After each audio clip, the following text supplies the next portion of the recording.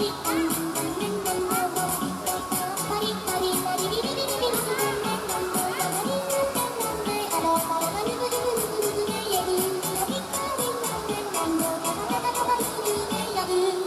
Satu, 1, 2, dua, 3. tiga.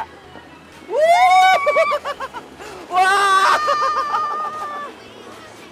Wah! Halo pemirsa Dokter Indonesia. Sekarang kita lagi ada di Swiss. Swiss banget. Kita lagi liburan ala di Swiss, main salju, tapi ternyata kita lagi ada di Trans Snow World Juanda, Bekasi. Trans Juanda Bekasi. Jadi nggak perlu jauh-jauh buat main salju, Ya. cukup ke Bekasi aja Ya. udah bisa main salju. Experience-nya sama kok. Dan ini dingin banget. Dinginnya sama. Seru. Ini seru banget ini.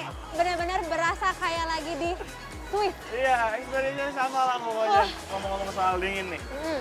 Kenapa kalau misalnya kita lagi di keadaan yang kondisi yang dingin, di tempat yang dingin, itu kita kulitnya tuh kayak kering gitu loh. Soalnya kalau kita di udara dingin nih, misalnya di tempat yang dingin seperti ini, apalagi ada angin, nah itu tuh bikin kulit kita itu jadi air dalam tubuh kita jadi menguap.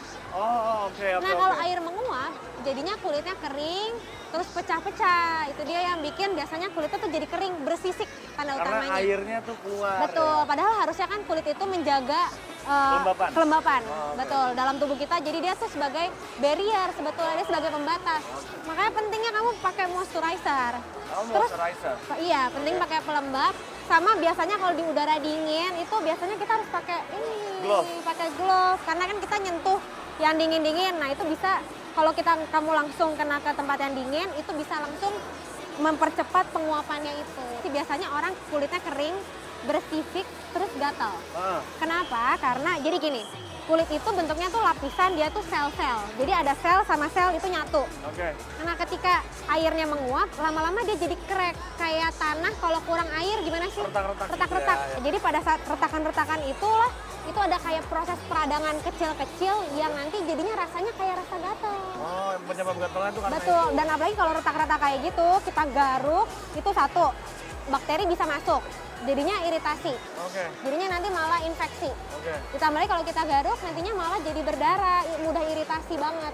Jadinya cara utamanya adalah jangan digaruk, tapi kita atasin si kekeringannya itu Oh. pakai pelembab. Oh, oke. Berarti emang salah banget kalau digaruk ya, Iya. kalau kayak gitu ya. Tapi selain pakai pelembab nih, cara utamanya adalah sebetulnya banyak minum air. Oh iya. Ya kan namanya airnya menguap, berarti harus ya minum air yang banyak. Diganti. Oh. Betul. Ya, kalau di tempat dingin kan bukan cuma kulit doang yang kering kan. Misalnya kayak sekarang nih, bibir juga kering gitu kan. Nah, bener. itu kan karena faktor dinginnya. Itu sebenarnya cara ngatasinnya gimana sih, Dok? Sama kalau bibir nih, kalau kulit itu bahkan dia ada bulu, ya kan? iya. Terus di kulit itu ada kelenjar minyak.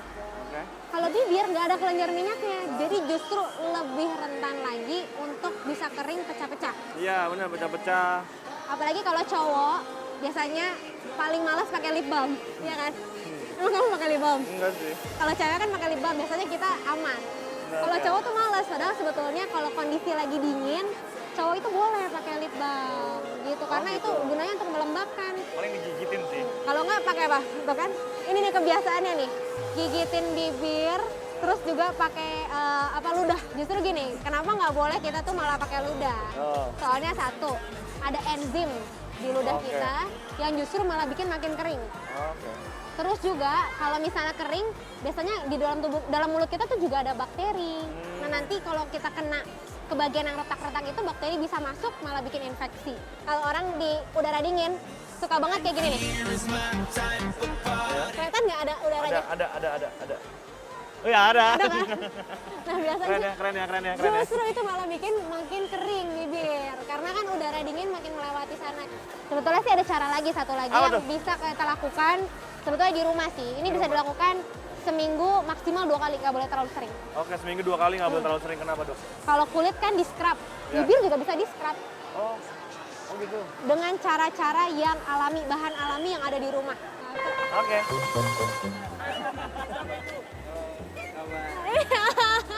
Dokter ya? kita kedatangan. Dokter sehat dokter. Aku lagi syuting Rapi Bilan. Syuting. Apa bro? Alhamdulillah sehat. Mana pacaran ya? Ini baru putus. Udah ayo lu Kalau kamu butuh apa-apa tinggal call me ya. Ya dokter ya. Dokter kamu syuting apa? Dokter Os. Ayo.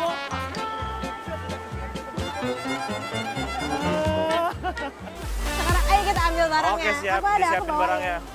Nah, pemirsa Dokter Os dan juga Esa, Yap. sekarang ini sudah disediakan oleh tim Dokter Os bagaimana cara kita untuk nge-scrub bibir kita. Tapi jangan terlalu sering, seringnya itu maksimal seminggu 2 kali ya. Minggu 2 kali. Kalau nggak nanti malah makin kering nanti. Oke.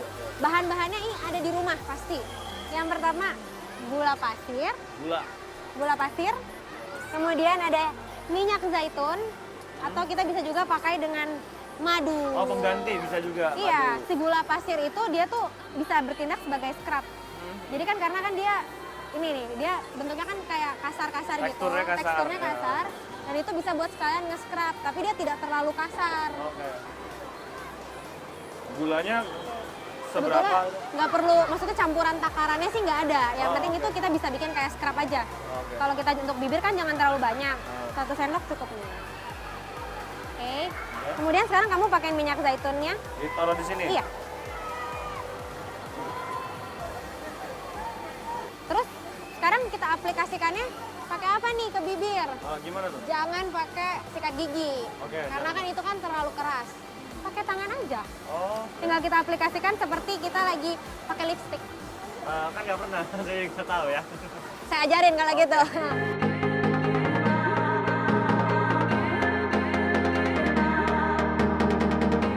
Jadi tadi sambil kita olesnya memutar, jadi kayak sambil di scrub. Terus jangan langsung dicuci dulu. Oke. Tunggu sampai 15 menit karena kita biarkan dia tuh meresap. Bener ya? Ini nggak ngomongnya ya? Kalau gitu aku aja deh yang ngomong.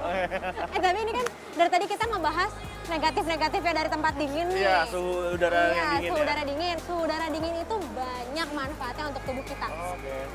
Yang pertama, yang pasti semua orang pengen. Apa tuh? Dia bisa membakar kalori lebih banyak daripada di suhu panas. Oh iya. Kan kita kedinginan nih. Ah. Tubuh kita mau menghasilkan panas lebih. Dengan cara apa? Dia membakar si lemak. Oh kalau gitu mah aku rajin banget kesini lah, pokoknya biar bakar lemak doang kesini. Yang kedua, dia bisa bikin tidur kita lebih nyenyak. Oh ya, oke. Jadi nanti abis dari sini, biasanya sih orang-orang tidurnya lebih nyenyak. Soalnya tuh tubuh kita itu kalau lagi di udara dingin biasanya lebih cenderung untuk tidur lebih gampang. Selanjutnya ada lagi, biasanya kalau di udara dingin kita itu lebih fokus ngerjain segala sesuatu. Karena kan kalau udara panas nih, tubuh kita tuh membakar si glukosa atau gula darah. Jadi dia menggunakan gula darahnya lebih banyak. Tapi pada saat kita lagi dalam kondisi dingin, tubuh kita tuh nggak terlalu banyak gulanya itu nggak terlalu banyak berkurang. Iya, jadinya kayak nggak terlalu banyak kecapean, jadi kita fokus kerjanya. Sama yang terakhir yang bagus juga adalah untuk kulit. Oh gitu. Karena kalau kita lagi udara dingin gini, biasanya orang yang kulitnya berminyak itu jadi nggak berminyak lagi. Produksi minyaknya akan menurun. Tapi jangan lupa, harus banyak pakai pelembab, minum yang banyak juga untuk menyeimbangkan nih. Tetap ya. Tetap, supaya kulit kita juga tetap, walaupun tidak berjerawat, tapi nggak kering juga.